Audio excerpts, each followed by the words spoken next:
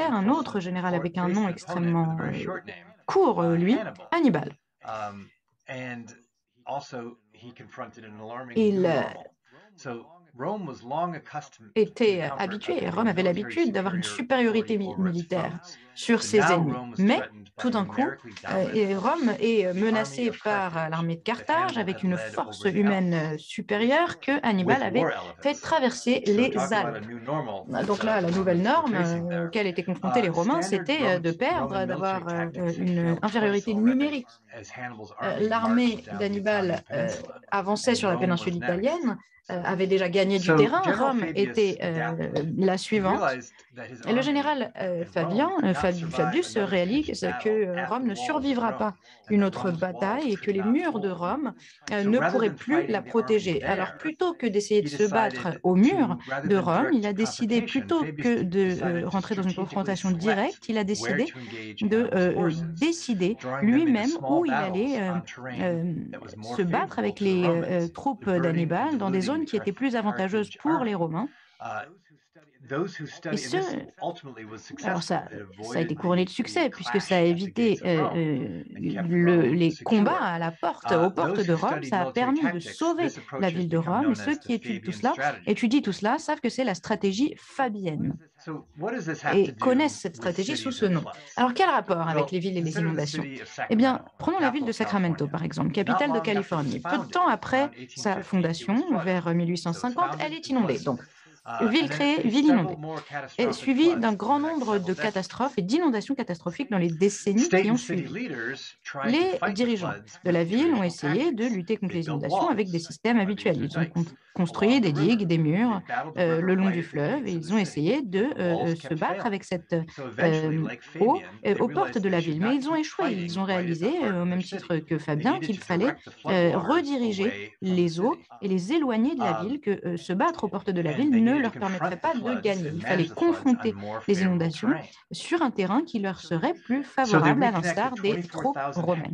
Ils ont donc redirigé des milliers de plaines, ils ont redirigé l'eau vers des milliers d'hectares de plaines alluviales dans une zone qui s'appelle maintenant le Loyola Bypass. Et pendant les inondations considérables que rencontre la région, 80% de cette eau des inondations passe par le Loyola Bypass et seuls 20% des eaux lors des inondations traversent le fleuve de Sacramento et se retrouvent aux portes de la ville qui, elle, est protégée par des murs. Donc cette gestion a été effectuée et permet une réallocation de l'arrivée d'eau. Autre zone, le Stutter Bypass, plus au nord, dans le bassin de Butte, c'est une grande partie de la vallée de Sacramento qui finalement peut être inondée, peut véhiculer de l'eau d'inondation et l'éloigner de la vallée de Sacramento. Ces zones sont vraiment maintenant essentielles à la gestion en inondation de la vallée de Sacramento et de cette ville capitale de la Californie. Ces zones, au départ, n'étaient pas des zones de restauration écologique. Au départ, c'était simplement les seules solutions ingénieriques qui fonctionnaient à l'époque. Simplement, elles impliquaient une grande reconnexion de plaines alluviales et cela permettait aux eaux de demeurer sur ces plaines. Des décennies plus tard, les scientifiques commencent à réaliser que ces zones, finalement, réagissent comme des zones naturelles. Par exemple, des afflux considérables d'oiseaux se rendaient sur ces zones. Les deux bypass dont nous avons parlé font finalement maintenant partie des trajectoires migratoires d'un grand nombre d'oiseaux qui traversent le sud de la Californie. Ensuite, les scientifiques se sont penchés sur ce qui se passait sous l'eau et ont réalisé qu'un grand nombre de poissons utilisaient cela également comme habitat. Et finalement, l'avantage que cela procure à la pêcherie est également palpable dans le fleuve de Sacramento. Tous les poissons qui sont rendus sur cette zone grandissaient beaucoup plus vite, étaient de plus gros poissons comme ceux de la droite, alors que ceux qui restent sur le fleuve, ça sont des saumons par exemple, ceux qui restaient dans le fleuve grandissaient beaucoup plus lentement parce qu'il y avait une eau plus pure, plus douce, plus lente dans les plaines alluviales, avec beaucoup plus de nutriments et d'alimentation pour les poissons. Et ils ont des taux de survie beaucoup plus importants lorsque les saumons ensuite arrivent à l'océan, parce que lorsqu'ils arrivent à l'océan, ils ont une taille beaucoup plus importante grâce à tous les avantages que leur procurent ces plaines alluviales. C'est une leçon extrêmement précieuse. que l'on doit garder à l'esprit lorsque l'on réfléchit à ces villes et comment elles sont confrontées à la question de l'urbanisation et des risques d'inondation. Si les plaines alluviales peuvent être connectées au fleuve avec une utilisation des terres qui permettent d'éviter les inondations, non seulement ces zones ne seront pas exposées au risque d'inondation, mais en plus les plaines alluviales près des villes, en amont, en aval, peuvent jouer un rôle considérable pour la sûreté des villes et avec une bonne gestion, une bonne étude scientifique, on peut également avoir un grand nombre d'autres avantages de biodiversité, mais également pour les activités de loisirs. Voilà, je vous remercie beaucoup de votre attention et vous avez à l'écran mes coordonnées si vous souhaitez me contacter et j'espère que le reste de votre table ronde sera fructueux. Merci. Merci beaucoup pour cette présentation qui montre bien les effets aujourd'hui de cette urbanisation et en même temps l'impact des politiques publiques. Donc, pour faire le lien avec ces politiques publiques, je vais maintenant passer la parole à Frédéric Gache, qui est donc en charge de la prise en compte de ces inondations dans les politiques publiques et les politiques d'aménagement et qui travaille dans l'établissement public de bassin Seine-Grand Lac, qui gère donc, mais ça il va nous le préciser, l'ensemble de cette grande plaine alluviale et de ses dépendances et qui va revenir, comme Jeff Oberman l'a fait, sur l'importance de ces plaines inondables et de ces zones de submersion. Frédéric Gache. Oui, bonjour à tous. Bonjour Catherine, bonjour Hervé, bonjour José Frédéric. Ravi de vous revoir et je suis enchanté de rencontrer les autres panélistes. Alors, j'ai 2-3 slides à vous montrer. Je vais essayer de répartir mon propos sur les impacts de l'urbanisation donc en zone inondable. D'une part, et pour commencer, sur la zone dense francilienne, c'est-à-dire Paris et la très proche banlieue. Et puis, le propos s'élargira ensuite aux franges de l'Île-de-France sur des zones de périurbanisation où on retrouve aujourd'hui beaucoup de consommation d'espace. Et je vous expliquerai justement les problèmes que ça génère avec cette urbanisation de pavillons, on va dire, dans les zones de grande banlieue et les zones agricoles, notamment, qui sont encore très productives dans ces secteurs-là. Et je vous expliquerai surtout la raison pour laquelle ça continue à construire dans ces espaces-là, faute de données suffisantes pour caractériser l'aléa. Est-ce qu'il est possible de passer à la présentation, s'il vous plaît? Est-ce que c'est voilà. cette présentation? Oui, tout à fait, c'est parfait. Deux, trois éléments de contexte, comme les collègues américains ont pu le faire. Alors, on observe le même phénomène sur la zone dense qui a été montré aux États-Unis, c'est-à-dire qu'on a depuis un siècle et demi, une croissance tout à fait importante de l'agglomération, alors dans la zone inondable, mais pas forcément, hein, aussi à l'extérieur, mais c'est un phénomène d'expansion de la ville, et évidemment qui s'est développé aussi dans la zone inondable. Alors sur l'Île-de-France, elle est passée en un siècle d'à peu près 4 millions d'habitants à 12 millions d'habitants, et fatalement, si on prend les zones inondables, eh aujourd'hui, vous le verrez sur les prochaines diapositives, on a un limageur dans la zone dense. Non, restez sur cette diapo, s'il vous plaît. Non, restez avant. On a donc les zones inondables qui sont urbanisées à 95%. La vraie difficulté en Île-de-France pour essayer de dealer entre l'urbanisation et la protection est liée notamment à ce que vous avez à l'écran, qui est la durée de submersion dans un premier temps. Parce que on a en Île-de-France des durées de submersion en cas de crue qui peuvent aller à 2, 3, jusqu'à 8 semaines, comme ça a été le cas pour la crue centenale de 1910, et donc qui pose un certain nombre de problèmes si on veut maintenir de la population sur place. Parce que, comme vous le savez, pour maintenir des gens sur place, je parle dans les zones inondables, eh bien, il faut l'accès à l'électricité, à l'eau potable et à l'assainissement. Or, quand les gens sont dans l'eau, évidemment, ils n'ont pas accès à ces 3 services-là. Donc ça, c'est un vrai problème. Et la durée de ces inondations, et puis surtout le fait de la densité urbaine dans ces espaces-là, qui font qu'aujourd'hui, on a entre 800 000 et 1 million de personnes qui habitent en zone inondable dans l'enveloppe de la crue centenale. Donc ça, ce sont pour les problèmes de débordement. Et la slide d'après, voilà. Alors, vous avez typiquement ce qu'on a pu observer en 2016, c'est-à-dire avant même que ça déborde, compte tenu du fait qu'on est dans un contexte sédimentaire poreux. Évidemment, vous avez 3 nappes alluviales qui sont situées sous Paris et la première couronne, et qui sont situées en plus à des étages différents, entre la zone moins 15 mètres et puis 0. Et donc, vous pouvez voir que avant même que ça déborde, eh bien, vous avez un impact notamment sur le fonctionnement des réseaux. Ici, le RERC. Le RERC, c'est donc une infrastructure de transport en commun qui suit la courbure de la Seine dans la traversée de Paris, le RERC. Et donc, qui a été interrompu en 2016, alors qu'à l'intérieur de Paris, on est sur une crue à peine décennale. Hein. Donc, vous pouvez voir déjà que lorsque la Seine monte, elle se propage dans les sous-sols. Et donc, évidemment, il y a un certain nombre de réseaux qui ne peuvent plus fonctionner. Catherine l'avait présenté en introduction. Ça, c'est le vrai sujet en Île-de-France, c'est qu'avant même que ça déborde, eh bien, vous avez l'ensemble des réseaux qui sont enterrés, qui sont impactés. Donc voilà, quand on veut faire du renouvellement urbain, eh bien, il faut tenir compte de ces 2 paramètres, des propagations de nappes et puis des submersions longues. Donc, ça ne rend pas forcément simple l'exercice du renouvellement urbain. Vous pouvez passer à la diapo d'après.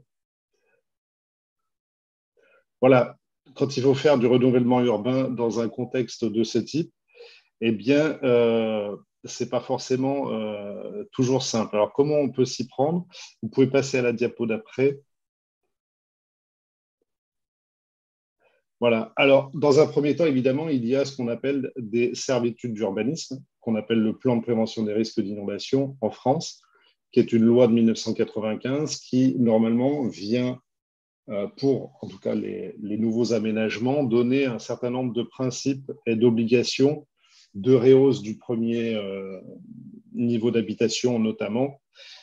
Mais en Île-de-France, le problème, c'est que cette servitude est arrivée trop tard, puisque le Limageur est déjà urbanisé à 90-95%.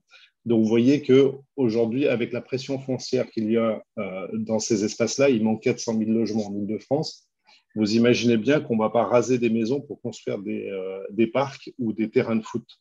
Donc, aujourd'hui, il va falloir inventer une nouvelle ingénierie pour, dans ces espaces-là, reconstruire, alors de façon, je ne vais pas dire intelligente, parce que la meilleure construction intelligente en zone inondable, ça serait justement de ne pas construire, mais comme les documents réglementaires l'autorisent, il faut à minima prendre un certain nombre de précautions. Alors là, on est dans le cadre du renouvellement urbain, évidemment, mais finalement, est-ce qu'en Île-de-France, dans ce territoire urbanisé très très fortement, est-ce que le PPR est suffisant pour garantir un renouvellement urbain dit résilient? Eh bien, non, en fait, parce que le PPR intervient trop tard. Il intervient au moment où on dépose un permis de construire. Donc, ça ne permet pas d'avoir une réflexion à l'échelle d'un projet urbain, c'est-à-dire à l'échelle d'un grand quartier, on va dire 100, 200 hectares, où là, si on veut travailler sur le devenir de ce quartier-là dans les 30 prochaines années, eh bien, ça nécessite de réfléchir à cette échelle-là pour savoir quel type de construction on va mettre là-dedans. Est-ce qu'on va forcément mettre des maisons de retraite ou des crèches qui vont être difficiles à évacuer? Ou est-ce qu'on ne peut pas plutôt essayer de mettre des collèges ou des lycées où là, on aura, entre guillemets, des populations, au moins pour les lycéens, qui sont capables de se débrouiller eux-mêmes? Et si on individualise les réseaux électriques dans la construction entre la partie du bâtiment qui sera sous l'eau et celle qui est au-dessus, à partir du moment où vous individualisez le réseau électrique dans le bâtiment, une fois que l'eau est partie, il suffit de remettre un groupe électrogène et vous faites court à l'étage.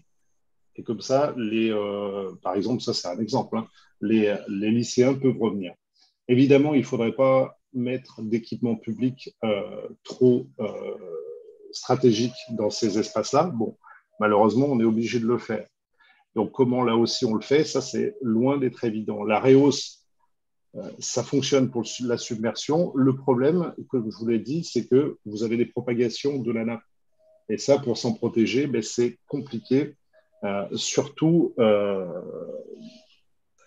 si vous aviez une vision 3D du sous-sol francilien, en fait, il y a des constructions absolument partout, que ce soit des étages de parking, des infrastructures de transport, l'électricité, des canalisations d'eau potable, les canalisations d'assainissement. Donc, à partir du moment où tout ça a été construit sans tenir compte de l'inondation, eh bien, revenir en arrière ou voire même faire des investissements pour le protéger, ça s'avère extrêmement coûteux, d'une part. Et puis, finalement, quelle est l'efficacité de ces mesures et quelle est leur rentabilité économique? Ça, c'est vraiment des questions qu'il faut se poser avant de reconstruire ou avant de faire ce genre d'investissement. Alors, si vous passez à la diapo suivante, alors, un document qui est le fruit d'une réflexion entre les services de l'État, des collectivités. La diapositive suivante, s'il vous plaît. Voilà. C'est-à-dire, pour aller au-delà de la servitude aujourd'hui d'urbanisme, l'État a, dans le cadre d'un groupe de travail qui a associé, donc je vous dis, les opérateurs de réseau, un certain nombre de collectivités, des architectes, a produit une charte pour concevoir des quartiers résilients pour faire face au risque d'inondation. Donc, dans le cadre du renouvellement urbain, parce qu'évidemment, pour la zone très dense, la question aujourd'hui, c'est le renouvellement urbain sur des anciennes friches industrielles en général. Mais ça, ce n'est pas seulement parisien, on le retrouve à peu près partout. Et donc, le but, c'est justement d'essayer de se dire, on a cette contrainte-là, et comment cette contrainte peut justement être l'opportunité de construire mieux. Déjà, comme je vous disais, en réfléchissant aux fonctions urbaines qu'on va mettre dans la zone inondable, est-ce qu'on ne peut pas renvoyer les équipements publics les plus sensibles en dehors de cet espace-là, ou alors en les mettant vraiment sur des plateformes au-dessus des eaux, alors pour une crue centenale minimum, peut-être même en essayant d'aller plus loin. Réfléchir finalement aussi à la façon dont on va urbaniser pour se dire, est-ce qu'on maintient sur place cette population-là ou est-ce qu'on l'évacue? Parce que derrière, ça va générer des investissements qui ne seront pas forcément les mêmes. Si on veut maintenir la population sur place, il faudra de toute façon faire en sorte que les réseaux dont je vous parlais tout à l'heure, électricité, eau potable et assainissement fonctionnent. Ça, ce n'est pas forcément toujours simple. Alors, on a des exemples, non, malheureusement pas en Île-de-France, ou alors très, très peu, mais on a des exemples de ce type en Allemagne qui fonctionnent très bien, notamment à Francfort-sur-le-Main, avec des nouveaux quartiers qui ont été construits au bord du Main, qui sont totalement résilients jusqu'à on va dire, zéro dommage dans les bâtiments, jusqu'à une concurrence d'une crue bicentenale. Le problème, c'est quand vous... Frédéric, je termine. Oui, très bien, merci. Je termine sur ce volet-là. Le problème,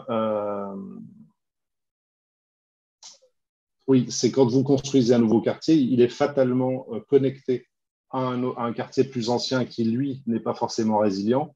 Donc, vous allez avoir un gain d'un côté, mais avec un niveau de renouvellement d'1% par an sur elle-même. Vous voyez que ça va être un effort relativement long pour faire en sorte que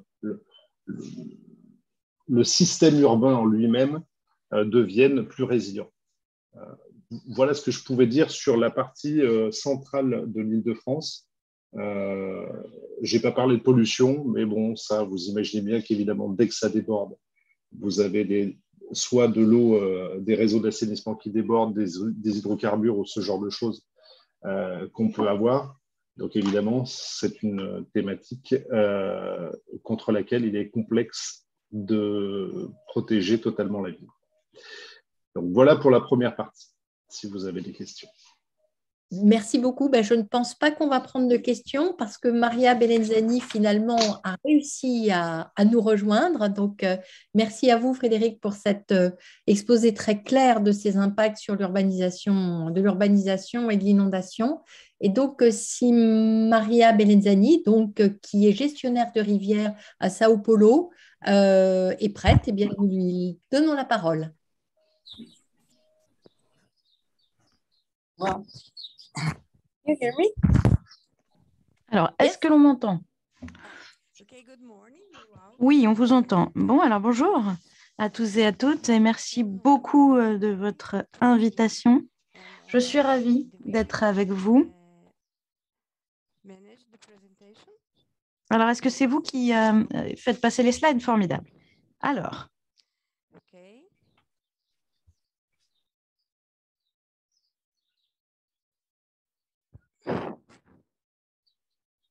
Wow, and this is São Paulo's metropolitan region and the Alors, ici, c'est la région métropolitaine de São Paulo et le fleuve Tietê. Nous sommes dans le bassin de Tietê et vous voyez à l'écran en rouge l'urbanisation, la zone urbanisée. Tout autour, on a des forêts, des zones agricoles et quelques exploitations minières également. Et vous voyez bien la densité de cette zone. On voit quelques petits fleuves, les principaux réservoirs aussi apparaissent à l'écran. Source d'eau pour les individus, la population de São Paulo. Et en jaune,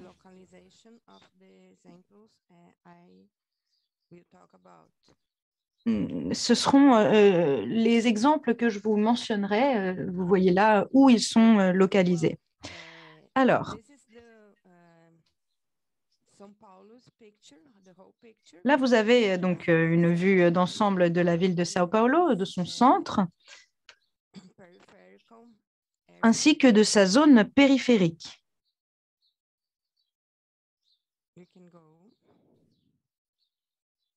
Nous pouvons passer à la slide suivante. Et là, vous avez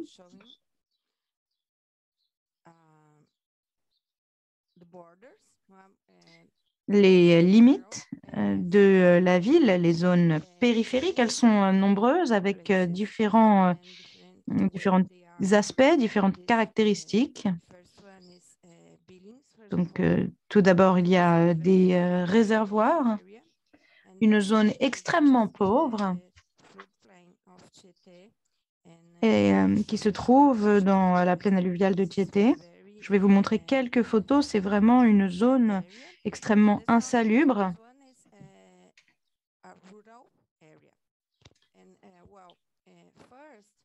Alors,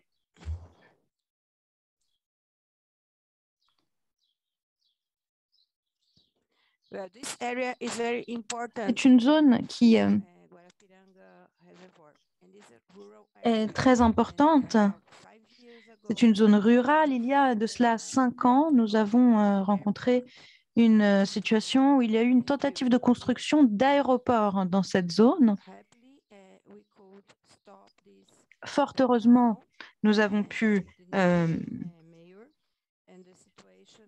faire cesser ce projet d'aéroport, mais avec le nouveau maire et le nouveau gouvernement brésilien, peut-être qu'une nouvelle tentative sera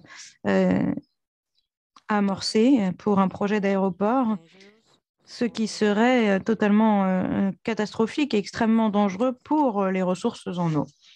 Slide suivant.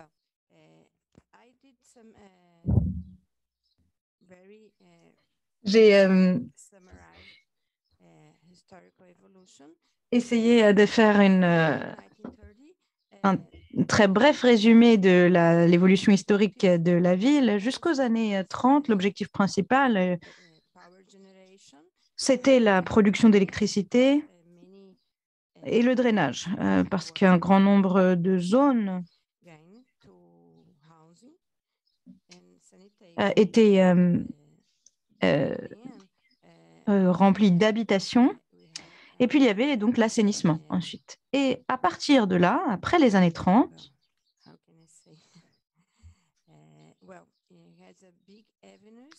il y avait de grandes avenues qui ont commencé à être construites.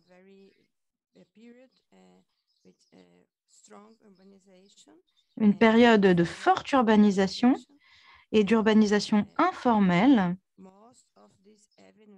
a commencé et la plupart de ces grandes avenues se trouvent dans les vallées, en aval du fleuve. Et c'est à cette période que les problèmes ont, pour ainsi dire, commencé.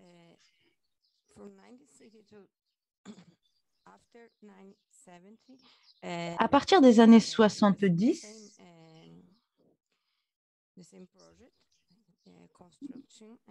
même logique, beaucoup de construction, des grandes avenues,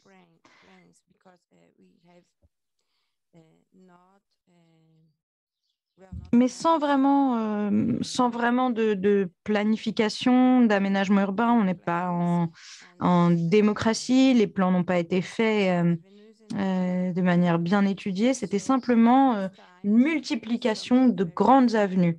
À cette époque-là, donc dans les années 70, des zones extrêmement fragiles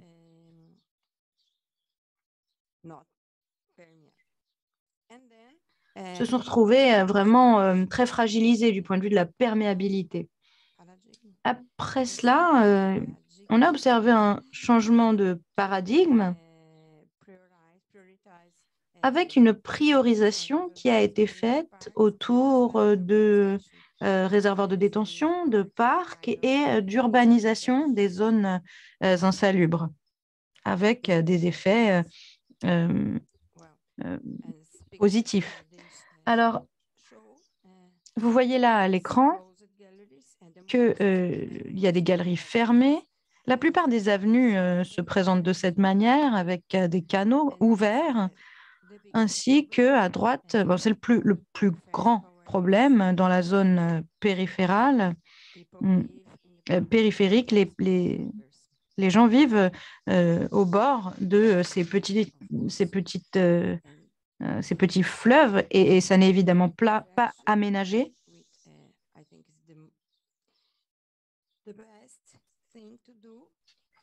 Alors ensuite, je pense que s'il y a de mieux à faire, c'est ce que l'on voit là à l'écran. Il n'y en a pas suffisamment, des parcs comme celui-ci.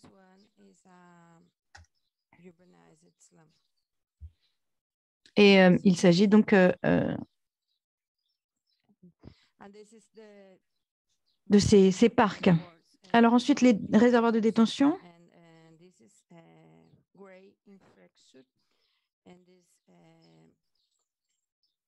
We have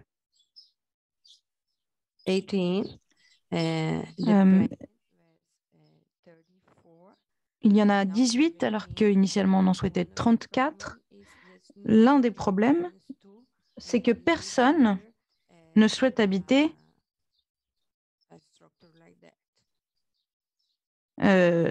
près d'un réservoir de ce type. Ensuite, cette carte nous montre la zone métropolitaine de São Paulo, avec 39 villes, une zone assez fortement urbanisée, vaste, et les zones 1, 2 et 3 sont les zones qui me serviront d'exemple pour vous expliquer les différences entre ces trois zones. Je pense que le principal problème, et le problème le plus difficile à résoudre, c'est celui des inégalités socio-territoriales. Cette question porte sur l'assainissement, les écoles, les hôpitaux, les transports publics.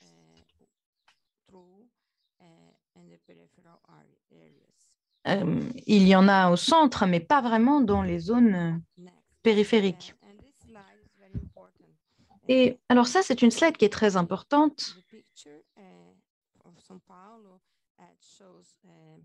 C'est une carte de São Paulo qui vous montre en orange l'urbanisation par bidonville. Évidemment, les bidonvilles se trouvent en zone périphérique. En bleu, ensuite, c'est un projet qui est un très bon projet. Ce sont le projet Clean Streams, des cours d'eau propres qui contient des projets d'assainissement, de logement, de parcs.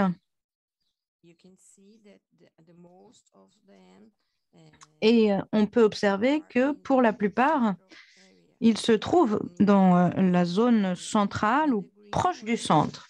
Quant aux verts, les points verts, eux, représentent les parcs fluviaux. Parcs qui, eux, ne contiennent pas de projet de logement, pas d'assainissement, simplement des zones vertes. Et la petite image à droite de l'écran vous montre les vulnérabilités sociales. Plus on est foncé, et plus on est vulnérable, plus pauvre. Et si l'on superpose ces deux images, eh bien, on se rend bien compte que le projet Clean Streams, un cours d'eau propre, mené par les gouvernements, par les autorités locales et d'État, avec participation sociale,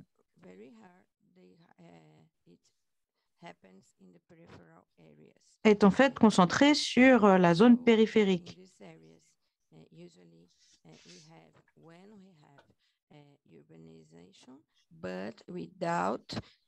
Zone où il y a souvent une urbanisation sans système d'assainissement et sans espaces verts. Alors, Maria, je pense que il vous reste quelques minutes. Oui, j'ai terminé. Alors, vous avez ici un exemple dans une zone avec agriculture urbaine.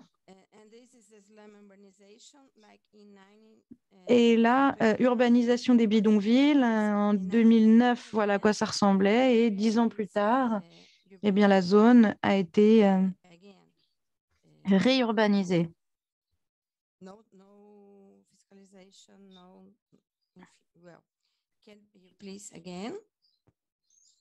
Next one, please.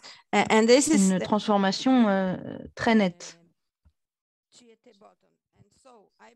Et le troisième exemple, ce qui est important pour les conclusions, c'est de prioriser les infrastructures vertes, les programmes de logement populaire et d'améliorer la participation sociale et communautaire afin d'obtenir plus de justice sociale et environnementale, ce qui est très important, non seulement pour nous, mais également pour la plupart des pays du Sud global. C'est vraiment l'enjeu principal dans le contexte du changement climatique. Voilà, je vous remercie beaucoup de votre attention. Merci à vous, un grand merci. Et je souhaite également remercier, ma dernière slide, c'est très important.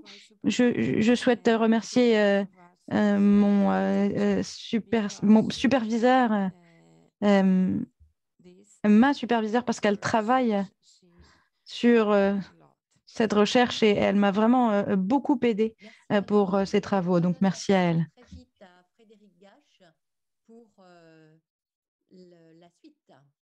Oui, merci Catherine. Alors, ça va aller vite parce que j'ai une seule diapo qui est la dernière de ma présentation. Donc, si vous pouvez juste, s'il vous plaît, l'afficher.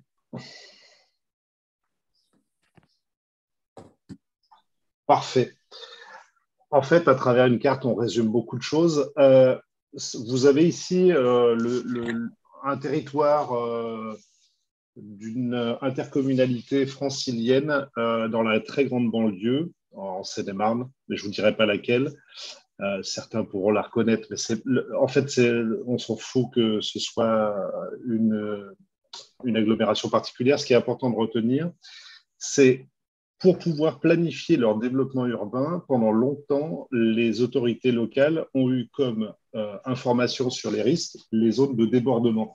c'est-à-dire l'espace bleu que vous avez là au centre de la carte, qui est la zone de débordement de la rivière principale. Or, dans ces zones de périurbanisation où on a un fort développement depuis les années 70 et surtout 80 de maisons pavillonnaires, de maisons individuelles, souvent les gens du centre de Paris ou de la proche banlieue, pour avoir un peu plus de place pour élever leurs enfants ou avoir un peu plus de place pour respirer, vont dans ces espaces-là, et ce qui fait que vous avez une croissance très très forte de ces zones pavillonnaires qui vont être à la frange, vraiment au contact des zones agricoles, et qui sont, ici on est dans la Brie, on est dans des zones agricoles extrêmement productives, donc dans des zones de céréales, bien souvent, donc à forte valeur ajoutée, et vous allez avoir souvent ces pavillons au contact direct des zones agricoles. Et pourquoi on a ces constructions aussi alors, souvent, elles sont évidemment au contact des zones agricoles, mais elles sont souvent dans des axes d'écoulement que vous retrouvez là sur la carte en violet, qui sont issus d'une couche de données qui est unique en son genre et qui est détenue par la Caisse centrale de réassurance. Et donc là, on a fait un travail avec les élus et les acteurs du bassin pour leur montrer, voilà, jusqu'à présent, vous n'aviez que les zones de débordement pour orienter votre développement urbain. Or, vous voyez que les zones de ruissellement, qui sont ces zones, ces axes en violet, finalement représentent 2/3 des zones d'aléas de ce territoire. Et jusqu'à présent, évidemment, les autorités locales n'avaient pas ces éléments-là pour à la fois orienter leurs documents d'urbanisme et pour même les autorisations, enfin, pour les permis de construire. C'est pour cela aussi qu'on retrouve beaucoup de phénomènes de ruissellement, alors qui entraînent plusieurs types de phénomènes. Là, on n'est pas sur du débordement lent, on est plutôt sur des phénomènes d'orage avec une cinétique relativement rapide, donc avec des coulées de boue qui entraînent donc deux problèmes. Un pour l'agriculture, parce qu'on a une forte érosion, donc qui emporte des matériaux de la terre fertile, si vous voulez, qui se retrouvent évidemment dans les pavillons et dans les maisons individuelles. Et surtout, par rapport aux crues de débordement, dont la récurrence n'est pas forcément, on n'a pas forcément ces phénomènes-là toutes les années. Là, sur ces espaces-là, surtout dans les 20 dernières années, on a une sinistralité, c'est-à-dire des impacts dans ces habitations qui sont relativement fréquentes. C'est-à-dire dès qu'on a un orage un petit peu sévère, on va dire, on se retrouve avec ces phénomènes de coulée de boue. Donc, juste pour terminer sur cette carte-là, il serait bien que les autorités s'inspirent de ces axes d'écoulement, là, notamment de ruissellement, pour plusieurs choses, en fait, pour réorienter leur développement urbain, évidemment, et puis dans un dialogue avec la profession agricole, parce que sur ces espaces-là, évidemment, qu'est-ce qu'il faut faire une fois que les pavillons sont construits? Est-ce qu'il faut construire des bassins d'orage qui coûtent très cher à construire, très cher à entretenir, ou bien est-ce qu'il faut essayer de trouver d'autres solutions de consensus avec les agriculteurs, notamment pour essayer de dévier les ruissellements lorsque cela est possible. Ça se fait depuis une vingtaine d'années à l'aval de Paris, dans le département de Seine-Maritime. Et au sein de l'EPTB, on aimerait en tout cas aider les collectivités à développer ce genre de solutions qui ont l'avantage d'être beaucoup moins coûteuses et qui ont aussi l'avantage de permettre un dialogue entre la profession agricole, qui est souvent pointée en responsabilité, mais eux-mêmes en retour disent « mais pourquoi vous êtes venus construire dans ces espaces-là dont on savait pertinemment qu'ils étaient inondables ?» Donc, ça permet aussi d'essayer de trouver des consensus sur des solutions qui ne sont peut-être pas forcément très coûteuses et qui peuvent mettre autour de la table les agriculteurs en les pointant non pas comme les responsables, mais comme ceux qui peuvent apporter un certain nombre de solutions. Donc, merci Frédéric. Voilà ce que je pouvais vous dire très rapidement sur ce volet-là. Merci beaucoup. Eh ben, je trouve que c'est une excellente transition pour la dernière intervention, qui est donc celle de Barbara Belliti et qui va revenir aujourd'hui sur ce besoin de connaissance et ce besoin d'information que vous avez bien pointé du doigt. Bonjour tout le monde, est-ce que vous m'entendez? Oui. OK.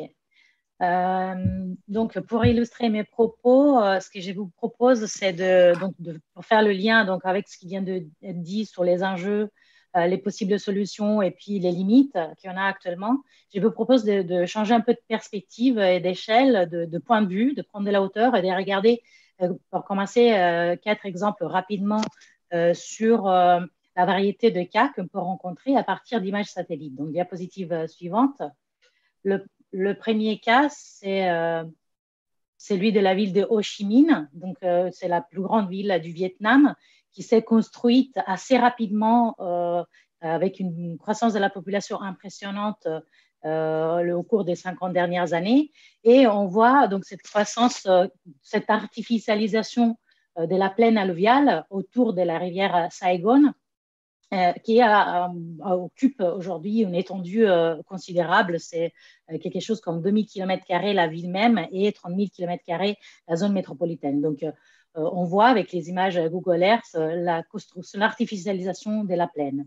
Deuxième exemple, la diapositive suivante, c'est celui de la ville de Delhi, où, encore une fois, ça c'est un des exemples les plus impressionnants de croissance de la population et d'urbanisation qu'on a aujourd'hui. Donc, sur la gauche, vous voyez toujours les images entre 89 et 2018. On voit toujours cette artificialisation autour de la rivière Yamuna qui s'est faite dans la plaine alluviale, mais également dans les deux figures au centre, on peut voir que l'urbanisation n'est pas uniquement l'artificialisation de la plaine autour de la ville même, mais il y a des effets, des impacts aussi à l'aval de la ville. Donc, le long de la Yamuna, à l'aval de la ville de Delhi, on voit qu'il y a eu un changement du paysage fluvial dans la plaine avec la disparition entre 89 et 2018 de tous les bras déconnectés et aussi on voit moins de bancs de sédiments parce que il y a eu du coup une réduction, un changement du paysage et de la dynamique de la rivière. Troisième exemple, la diapositive suivante, je reviens un petit peu sur la ville de Denver, prochaine diapositive, que Anne-Chine nous a présenté tout à l'heure. Donc ici, il y a eu croissance de la population, développement urbain, urbanisation, mais la magnitude elle est un peu moindre par rapport aux deux exemples précédents, mais quand même, encore une fois, donc on observe ici pas uniquement le développement de la ville même, mais également un effet sur la plaine alluviale à l'aval. Donc ici, j'attire votre attention sur la figure de droite en 2020. Vous voyez, il y a plein d'eau qui n'existaient pas en 84 et qui en fait, ce sont des zones d'extraction des sédiments qui très probablement ont été utilisées pour contribuer au développement de la ville. Et puis un dernier exemple, la prochaine diapositive, c'est celui du Rhône et de la ville de Lyon. Mais le Rhône, c'est un des exemples d'urbanisation le plus spectaculaire en Europe. L'urbanisation intéresse tout le corridor du Rhône, du lac Léman jusqu'à la mer, et urbanisation qui s'est faite pas uniquement donc, en développement de la ville, mais en occupation des espaces naturels de la plaine alluviale et également avec des aménagements hydrauliques pour notamment la production d'eau potable, comme l'exemple que vous voyez là sur la gauche, entre les années 50 et puis 2020. On voit l'apparition de ces plans d'eau, c'est notamment le centre de captation d'eau potable pour la métropole de Lyon, et dans une zone qui est celle qui a expérimenté la plus forte urbanisation, artificialisation de la plaine alluviale du Rhône, et où également les Lyonnais vont se promener parce que c'est un espace naturel avec une grosse valeur environnementale pour la population. Donc, prochaine diapositive. Donc, tout ça, c'est pour voir, mais du coup, qu'est-ce qu'on connaît à l'échelle globale? À l'échelle globale, on a un cadre assez complet sur ce qui est les effets des infrastructures, notamment sur la connectivité des cours d'eau, grâce à des efforts collectifs qui ont été faits pour mettre ensemble des bases de données sur la présence des barrages et des ouvrages. Et puis, il y a aussi des travaux qui ont été faits récemment sur les effets des changements climatiques sur la pérennité des rivières, donc sur leur régime hydrologique. Mais, diapositive suivante, qu'est-ce qu'on sait effectivement sur l'urbanisation des plaines alluviales à l'échelle globale? on sait où, probablement, on sait où il y a eu les croissances les plus rapides, on sait où il y aura des croissances dans le futur, mais effectivement, est-ce qu'on connaît tout l'étendue des cas qu'on a à disposition? Est-ce qu'on connaît la progression et les modalités de croissance des zones urbaines et de leurs impacts sur les plaines alluviales? Il n'y a pas encore cette vue-là. On a vu d'ailleurs que n'importe quel type de croissance on peut observer, rapide, plus ou moins étendue, les impacts en fait peuvent être significatifs même quand la croissance urbaine n'a pas été si importante. Donc là, ce que je vais faire remonter pour les 5 minutes de débat qu'on peut avoir, c'est voilà, il y a un besoin de connaissance qui est fondamental pour pouvoir connaître comment l'urbanisation se met en place, pour pouvoir ensuite être capable de mieux anticiper ce qui va se passer, notamment en lien avec les changements climatiques. Donc, j'ai fini là et je laisse un peu de place à la discussion. Merci beaucoup à toi, Barbara. Et donc, nous allons prendre les questions de nos intervenants. Finalement, il y a une question qui nous est posée. Quelle est la politique mise en place pour lutter contre les inondations dans les zones agricoles? Et que se passe-t-il en matière d'inondations dans les pays en voie de développement? Est-ce qu'on a des moyens de répondre à ça? Je ne sais pas pour qui était la question. Moi, ce que je peux dire, c'est qu'aujourd'hui, les moyens qu'on peut avoir, notamment, on a beaucoup de programmes d'observation de la Terre qui déjà peuvent nous permettre de réussir à quantifier et à tracer comment ça s'est fait l'urbanisation et du coup de pouvoir avoir des indicateurs pour évaluer, estimer et donc pouvoir anticiper le risque d'inondation aussi dans les zones agricoles. C'est ce que je peux dire. Dans le cas de la région Île-de-France, en fait, on se rend compte que les zones agricoles, on aimerait bien, dans les parties amont du bassin de la Seine, les transformer en fait en zones inondables. Donc, j'ai peut-être une question pour Frédéric Gache.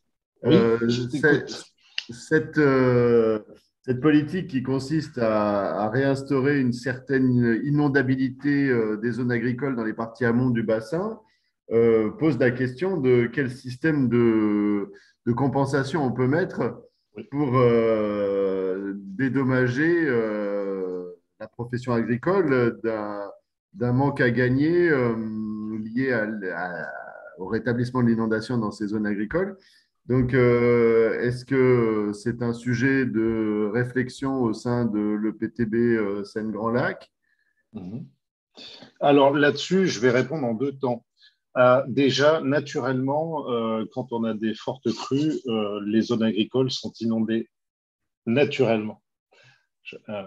On s'abstrait là aussi de la gestion de nos lacs, c'est-à-dire naturellement, évidemment, la crue rejoint son lit majeur. Pour des crues plus petites ou des crues moyennes, évidemment, on a parfois ce qu'on appelle des merlons de curage qui font des digues et qui empêchent la petite crue, on va dire première débordante, à rejoindre son lit majeur. Ça, c'est donc, par rapport à cela, évidemment, il faudrait trouver des solutions pour araser ces merlons-là, pour faire en sorte que pour n'importe quelle crue, eh bien, on puisse avoir un effet du lit majeur maximum. Donc, on travaille, nous, là-dessus. Après, on va dire un siècle d'aménagement par des infrastructures grises. On est aujourd'hui dans le développement en lien avec la profession agricole, mais pas seulement, aussi avec, on va dire, les intercos et les syndicats de rivière pour essayer de trouver, là aussi, des consensus sur cette optimisation des zones d'expansion des crues à travers 3 types de mesures. Donc, déjà, la conservation des espaces naturels où il n'y a pas forcément d'enjeu économique. Hein. Déjà, préserver ce qui peut encore l'être, parce qu'il n'y a pas que des zones agricoles. là où il y a des zones agricoles, évidemment, avoir un dialogue avec la profession agricole pour voir dans quelle mesure on peut trouver des compensations financières lorsqu'il faut araser, évidemment, ces merlons-là. Mais finalement, araser des merlons, est-ce que c'est pas revenir à une solution de fonctionnement naturel d'un cours d'eau? Est-ce que ça, c'est indemnisable? Aujourd'hui, ce qui est indemnisable, c'est notamment lorsque tu veux surinonder, c'est-à-dire par le biais d'un aménagement, augmenter les surfaces d'inondation avec des ouvrages. Et ça, aujourd'hui, c'est codifié. Il y a des servitudes qui peuvent être instaurées et un financement qui peut l'être. Mais là où je te rejoins, c'est que dans le cadre, on va dire, d'une solidarité de bassin entre la région parisienne qui a l'argent, en fait, puisqu'il y a 12 millions d'habitants et c'est là qu'il y a un potentiel fiscal important, et les territoires, on va dire, des 45 000 km² de la partie amont qui peuvent contribuer à protéger l'Île-de-France, mais aussi les agglomérations de l'amont, on va dire qu'il y a un potentiel de 2 milliards de mètres cubes de stockage dans les zones d'expansion des crues, contre 800 pour les lacs réservoirs. Donc, c'est un potentiel énorme qu'il va falloir optimiser dans les années futures. Et là, je pense qu'en matière de compensation financière, ou même en réflexion sur une réorientation des pratiques culturelles dans les corridors fluviaux, ce qui paraissait impossible il y a une dizaine d'années, aujourd'hui, on sent qu'on est vraiment à un point je ne vais pas dire de rupture, mais on sent qu'aujourd'hui, il y a une appétence de la part des acteurs locaux, des acteurs agricoles, enfin de la profession agricole. D'ailleurs, on vient de signer une convention, nous, avec toutes les chambres d'agriculture du bassin, et donc ce n'est pas un hasard. C'est bien parce qu'aujourd'hui, les conditions du dialogue sont là. Mais évidemment, il va falloir indemniser lorsqu'il n'y a pas d'autre façon de le faire et les aider à réorienter les pratiques culturelles, mais monter des filières, parce que quand tu veux refaire de l'élevage, c'est-à-dire remettre de l'herbe dans des corridors fluviaux ou de la luzerne, évidemment, il faut réinstaurer de l'élevage, recréer des filières de ce type, ça prend des années. Donc, c'est un travail qui est passionnant qu'on est en train d'instaurer aujourd'hui et qui va nous animer pour les 40 ou 50 prochaines années, parce que je pense qu'il y a un facteur temps évidemment nécessaire pour faire en sorte que l'optimisation soit, on va dire, optimale, si je peux m'exprimer ainsi. Mais on sent ce qui était impossible il y a ne serait-ce que 10 ans, aujourd'hui commence à l'être. Et je terminerai juste mon propos. La profession agricole n'est pas uniforme sur le bassin. Il y a 3 franges, en fait. Il y a les têtes de bassin où, là, aujourd'hui, pour différentes raisons, ce sont les agriculteurs eux-mêmes qui viennent nous chercher, enfin, qui viennent chercher la force publique, parce qu'ils n'ont plus d'eau l'été. Il y a des assecs extrêmement importants. Donc, ils ont des productions moindres et ils ont des problèmes de qualité de l'eau. Donc, l'optimisation des zones d'expansion de crues, elle n'est pas seulement sur un volet hydraulique d'écrêtement des crues. On va dire, plus tu inondes l'hiver ces espaces-là, plus tu retardes les périodes d'étiage, et donc moins tu as des problèmes d'alimentation d'eau, des captages d'eau potable. Et puis, si tu réinstaures de la prairie dans des corridors fluviaux, évidemment, tu as un phénomène de filtration qui fait que l'eau qui va être en aval sera de meilleure qualité. Donc, toutes ces actions-là, et je suis désolé vraiment d'être un peu long, mais toutes ces actions-là ont vraiment de multiples bénéfices et pas seulement sur la question de l'inondation. C'est pour ça qu'il y a aujourd'hui une écoute de la part des acteurs locaux, parce qu'on peut arriver à travailler sur différents bénéfices à travers l'optimisation de ces zones d'expansion des crues. Merci beaucoup Frédéric Gache. Une dernière question qui nous a été posée, la charte des quartiers résilients que tu as montrée, oui. J'ai dit qu'elle était en ligne normalement. Alors j'ai transmis le lien dans le chat.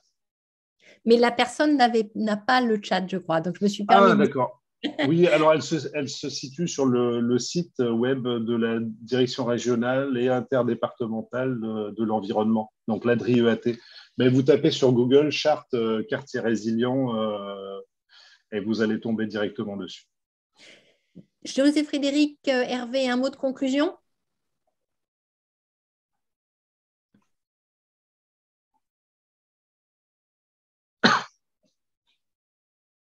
C'est un grand silence. Hervé, tu termines? Oui, j'étais en sourdine. Oui. Tu as ton micro, José. Oui, tu y vas? c'est bon. Vas-y, je t'en Bon, ben, écoutez, merci à toutes et à tous pour contribuer à ce débat. En fait, on a vu que c'est un débat qui touche tout le monde. L'urbanisation des plaines alluviales est quelque chose qui est mondial, qui est généralisé. Et cette généralisation de l'urbanisation, véritablement, fait partie du changement global. Donc, on a vu qu'il y a des solutions originales. Il faut prévenir, il faut anticiper, planifier, gérer durablement les ressources. On a vu aussi que nos collègues ont parlé de fixer les problèmes, réagir par rapport finalement aux méfaits qu'on a aujourd'hui à gérer dans certains contexte. On a parlé d'infrastructures vertes, de restauration, de justice environnementale dans un certain nombre de cas également, et puis finalement d'impliquer les populations dans des démarches participatives et de produire des connaissances, puisqu'on voit qu'on est loin de connaître tous les problèmes. Donc je voudrais vraiment remercier nos intervenants qui ont contribué à amener beaucoup d'informations et à favoriser ces échanges. Un grand merci aussi à Anne et à Maria. Je sais que c'est très tard chez vous et vous avez fait l'effort, le gros effort de vous connecter et de participer à ces échanges. José? Oui, non, juste merci à tous pour vos contributions. Voilà, je ne sais pas quelles seront les suites qui seront données par le comité d'organisation aux tables rondes, quel type de publication, de publicisation. Mais en tout cas, on espère qu'il y en aura une, même si on ne sait pas sous quelle forme, parce que tout ça a été très riche en approches différentes, à la fois quand même une évaluation d'un échec des contrôles, des politiques de contrôle de l'urbanisation. Je crois qu'on est tous d'accord là-dessus. Et en même temps, on voit bien qu'il y a quand même des choses à faire, des enjeux à l'amont et à l'aval des métropoles et des leviers d'action sur ces territoires-là. OK. Non, juste pour terminer, pour dire que si le changement climatique n'a pas été pendant longtemps le responsable des inondations, on le voit bien à l'œuvre, mais finalement, c'est peut-être une chance. Ça nous met le couteau sur la gorge ou un petit peu le couteau aux fesses pour aller vers aujourd'hui de la négociation et une prise en compte sérieuse de ces enjeux. Merci à toutes et à tous pour votre écoute et vos échanges. Merci beaucoup à vous. OK, thank you very much, Mrs. Carey. Bien, un grand merci, mesdames, à Madame Carey, Monsieur Pléguet, Monsieur Deroubaix, et un grand merci à nos intervenants et intervenantes pour leur présentation passionnante. Merci à tous et à toutes pour votre attention et votre intérêt. Et la cérémonie de clôture commencera à 11h, donc restez avec nous. Merci beaucoup. Merci. Water. It's vital to human life, our economy and ecosystem. The very survival of our planet. But water challenges are growing more intense than ever before. Increasingly volatile weather patterns fueled by climate change, crumbling infrastructure, pollution, and overpopulation that's causing a surge in demand for water. But now, new technologies are offering bold new ways to protect and optimize water, to help the world become water secure, and Xylem is leading the way. Xylem is a Fortune 1000 global water technology provider, dedicated to solving water and smart infrastructure challenges. We have a century-long track record of trust and reliability, providing leading-edge technologies, expertise and equipment to utilities, industrials, and other users of water, working closely with our customers to develop solutions that manage water more effectively and efficiently all across the water cycle.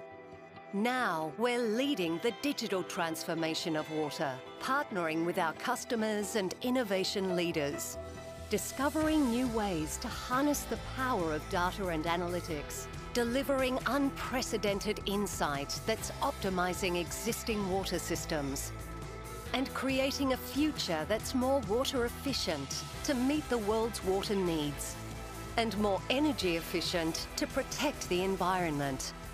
Our commitment to sustainability is fundamental to our business strategy, guiding everything from how we design new products to our culture and people. Through our corporate social responsibility program, Watermark, Xylem employees have volunteered more than 230,000 hours over the past 5 years, educating about key water issues, cleaning up local waterways, working with our NGO partners to deliver drinkable water systems to communities in urgent need, and deploying our experts, technology and equipment to help disaster-afflicted communities. The world's water challenges are dramatically increasing, but so are the possibilities to solve them. Xylem is working every day to bring water technology and innovation to communities and people around the globe, raising awareness and reaching new audiences through partnerships and the power of sports, and helping create a world where water is more accessible, affordable, and safer for all. Water is always moving, and so are we. We're pushing forward, pursuing the opportunity of a lifetime. We're Xylem, and we're solving water. Join us.